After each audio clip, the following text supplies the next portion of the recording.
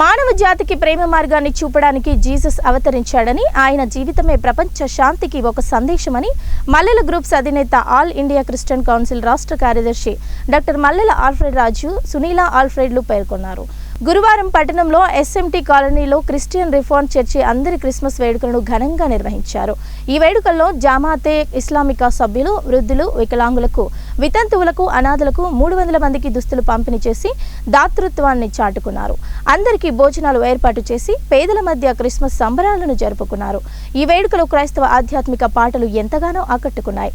ఈ సందర్భంగా మల్లెల ఆల్ఫ్రెడ్ రాజు మాట్లాడుతూ, ఉన్న దాంట్లో శక్తి మేరకు పేదలను ఆదుకుని వారి జీవితాల్లో వెలుగులు నింపడమే నిజమైన క్రిస్మస్ అని తెలిపారు.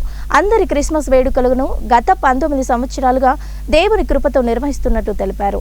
ఈ సందర్భంగా ఎమ్మిగనూరు నియోజకవర్గ ప్రజలకు ముందస్తుగా క్రిస్మస్ పండుగ పురస్కరించుకుని శుభాకాంక్షలను తెలియజేశారు. అనంతరం వ్యక్తులు మాట్లాడుతూ, మల్లెల ఆల్ఫ్రెడ్ రాజు మతాలకు అతీతంగా చేస్తున్న సామాజిక సేవను అభినందనీయమని పేర్కొన్నారు. గత 19 సంవత్సరాల నుండి పేదలకు క్రిస్మస్ పండుగను పురస్కరించుకుని దుస్తులు పంపిణీ చేయటం సంతోషకరమన్నారు. మల్లెల ఆల్ఫ్రెడ్ రాజు తన పుణ్య తల్లిదండ్రులైన దివంగతులు జీవరత్నం, సుశీలమ్మ స్ఫూర్తితో అణగారిన వర్గాలకు అండగా ఉంటున్నారని కొనియాడారు. వారి తల్లి పేరు ఏంటండి? మరియం. మరియం పేరుతోనే దేవుడు సపరేట్ ఖురాన్ లో ఒక చాప్టర్ ఇచ్చాడు. మదర్ మేరీ ఇంగ్లీష్ లో మరియం. అక్కడ చాప్టర్ లో ఏమంటున్నారంటే, ఓ మహమ్మద్ ప్రవక్త, ఈ ప్రజలకు చెప్పు, మరియం తన కుటుంబం వారి నుండి, ఊరి నుండి వేరైపోయి తూర్పు దిక్కున ఏకాంతంగా కూర్చుండి వారందరికీ తెరచాటుగా కట్టుకుని ఉండిపోయిన ఆ సంఘటనను ప్రస్తావించు. ఆ స్థితిలో దేవుడు తన ఆత్మను ఆమె వద్దకు పరిశుద్ధాత్మను పంపాడు.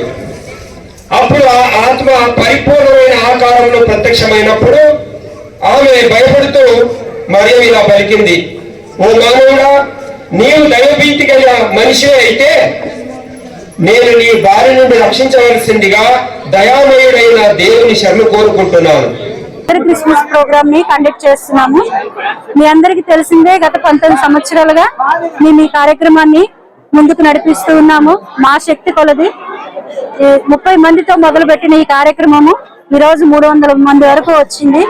ఆ దేవుని దయ వలన మేము ఎదిగిన కొలది మనుషుల్ని కూడా పెంచుకుంటూ పోతున్నాము ఈ కార్యక్రమం కోసము.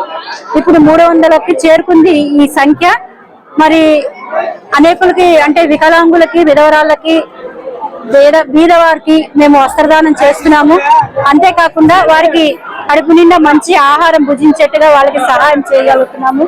ఇది కేవలం దేవుని కృపే, కానీ మా కీర్తి ఇందులో ఏమీ లేదు. ఆయన మమ్మల్ని అభివృద్ధి చేశారు, మేము కూడా కొంచెం అభివృద్ధి చెందుతూ ముందుకు వెళ్ళగలుగుతున్నాము. మరి ఇస్లాం, హిందూ అయితేనేమి, మిగతా బీసీ సంఘాలైతేనేమి, హిందువులు, మహమ్మదీలు, క్రైస్తవులు, తర్వాత వికలాంగులు, అనాథులు, వృద్ధులు, ఇలా అందరు కలిసి ఈరోజు ఈ క్రిస్మస్ జరుపుకోవడం గత 19 సంవత్సరాల నుంచి జరుగుతుంది. దానికి మేము చాలా సంతోషిస్తున్నాం. మనము ఈరోజు భిన్నత్వంలో ఏకత్వం అయినటువంటి ఈ దేశంలో ఇలా అందరి క్రిస్మస్ చేయడం చాలా సంతోషకరం.